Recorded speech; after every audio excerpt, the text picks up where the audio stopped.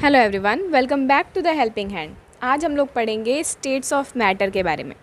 मैं आज आप लोगों को उन 3 स्टेट्स ऑफ मैटर के बारे में नहीं बताऊंगी जो जनरली आप पढ़ते हो, यानी कि हम जनरली कौन से स्टेट्स ऑफ मैटर पढ़ते हैं, सॉलिड, लिक्विड और gas. In 3 states of matter के बारे में सभी लोगों को पता है, लेकिन क्या आप जानते हैं कि इसके अलावा और भी स्टेट्स ऑफ मैटर हैं जो इन्वायरमेंट में एग्जिस्ट करते हैं, जिनके बारे में शायद हमें बुक में नहीं बताया जाता या फिर जिनके बारे में हम बहुत ज़्यादा नॉलेज नहीं रखते।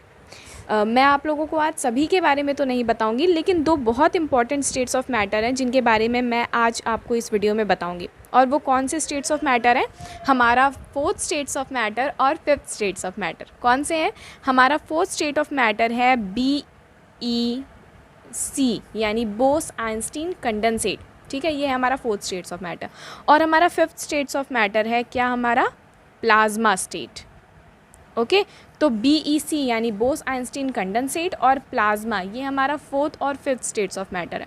अब आप ये सोच रहे होगे कि मैंने सॉलिड के पहले प्लाज्मा लिखा, बोस-आइंस्टीन कंडेंसेट लिखा, यानी ये तो हमारा फर्स्ट हो गया, ठीक है, और प्लाज्मा हमारा 5th, मैंने गैस के बाद लिखा।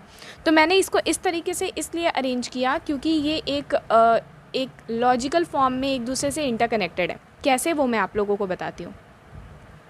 ओके, बोस-आइंस्टीन कंडेंसेट और प्लाज्मा जो हमारा 4th और 5th स्टेट्स ऑफ मैटर है। देखो, सबसे पहले हम अगर इन 3 स्टेट्स ऑफ मैटर की बात करें, यानी कि सॉलिड, लिक्विड और गैस की बात अगर हम करते हैं, ये है हमारे जो 3 स्टेट ऑफ मैटर। अगर हम सॉलिड सब्सटेंस को और भी ज़्यादा हीट अप करते हैं, ठीक है, यानी और भी ज़्यादा अगर हम इसमें सॉलिड सब्सटेंस में हीट प्रोवाइड करते हैं तो वो किस में कन्वर्ट हो जाता है? लिक्विड में कन्वर्ट हो जाता है, जिस प्रोसेस को हम मेल्टिंग बोलते हैं। ठीक है, अगर उसी लिक्विड में हम और भी ज़्यादा कंटिन्यू हीट प्रोवाइड करते रहते हैं तो वो लिक्विड सब्सटेंस किस में कन्वर्ट हो जाता है? गैस में कन्वर्ट हो जाता है। गैस में कन्वर्ट हो जाने का, लिक्विड से गैस में कन्वर्ट हो जाने की प्रोसेस को हम क्या बोलते हैं? एक तरीके से वेपोराइजेशन या इवेपोरेशन हम उसके कंडीशन के बेसिस पे बोलते हैं। ओके, अब अगर हम किसी भी गैसियस सब्सटेंस को, ठीक है, किसी भी गैसियस सब्सटेंस को बेसिकली हम यहाँ पे लेते हैं कोई अनरिएक्टिव गैस, लाइक हीलियम हो गया हमारा, ठीक है, नियॉन हो गया। तो अगर हम किसी अनरिएक्टिव गैस को लेते हैं तो इन गैस में अगर हम गैस फॉर्मेशन होने के बाद भी अगर हम कंटिन्यू हीट प्रोवाइड करते रहते हैं तो ये गैस जो है ये एक लेवल और अप चली जाती है। एक लेवल और अप जाने पे क्या होता है कि ये जो सब्सटेंस हमारा होता है वो आयोनाइज हो जाता है। आयोनाइज का मतलब है कि अपने इलेक्ट्रॉन्स लूज़ कर जाता है। ठीक है, इलेक्ट्रॉन्स लूज़ करना आयोनाइजेशन हो जाता है इसका, और अपने ये ग्राउंड स्टेट से, यानी GS जो हम ग्राउंड स्टेट से, ये चला जाता है एक्साइटेड स्टेट पे, और यही हो जाता है हमारा हमारा ये जो 5th स्टेट ऑफ मैटर है। कौन सा? Plasma state of matter. यानी सिंपल लैंग्वेज में अगर हम इस चीज़ को देखते हैं, हम इस चीज़ को समझने की कोशिश करते हैं, तो जब भी किसी सॉलिड सब्सटेंस को एक्स्ट्रा हीट प्रोवाइड किया जाता है तो वो लिक्विड में कन्वर्ट होता है, किसी लिक्विड सब्सटेंस को एक्स्ट्रा हीट प्रोवाइड किया जाता है तो वो गैसियस में कन्वर्ट हो जाता है, और अगर इसी गैस में हम और भी ज़्यादा हीट प्रोवाइड करते रहते हैं तो ये 5th स्टेट ऑफ मैटर में पहुँच जाता है, जो कि है कौन सा? हमारा प्लाज्मा। ठीक है, तो प्लाज्मा है हमारा 5th स्टेट ऑफ मैटर। अब बोस-आइंस्टीन कंडेंसेट की बात करते हैं। बोस-आइंस्टीन कंडेंसेट, 2 साइंटिस्ट थे, बोस और सत्येंद्रनाथ बोस और आइंस्टीन। ठीक है, ये एक तरीके से आर्टिफिशियल स्टेट ऑफ मैटर है जिससे मैन मेड हम बोल सकते हैं। बाकी के जो भी स्टेट्स ऑफ मैटर हैं वो सब नेचुरल स्टेट ऑफ मैटर है जिसे मैन मेड नहीं बोला जा सकता है। लेकिन BEC यानी बोस-आइंस्टीन कंडेंसेट जो है ये एक तरीके से मैन मेड या फिर आर्टिफिशियल स्टेट ऑफ मैटर है। ठीक है, जब गैस को, अभी देखो हमने हीट प्रोवाइड किया था, तब ये जाके एंड में प्लाज्मा स्टेट ऑफ मैटर बना।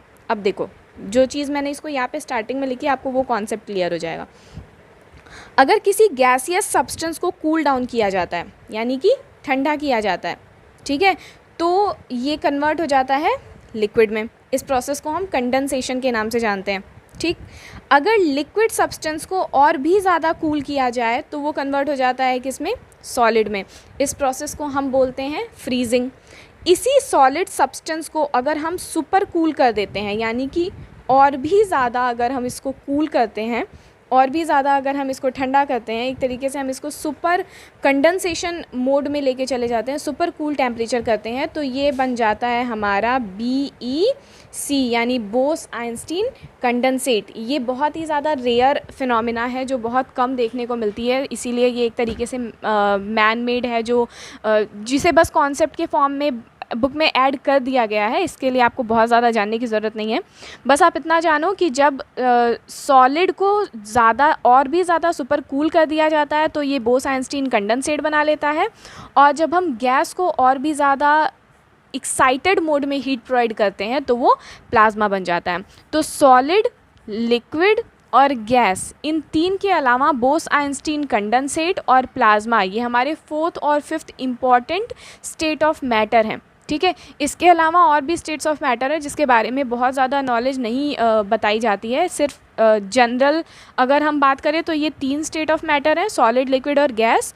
और इसके अलावा अगर आपको जानने की किसी के बारे में ज़रूरत है तो वो है बोस-आइंस्टीन कंडेंसेट और plasma state of matter. Okay, तो super cool form of solid is Bose Einstein condensate and super hot form of gas is plasma.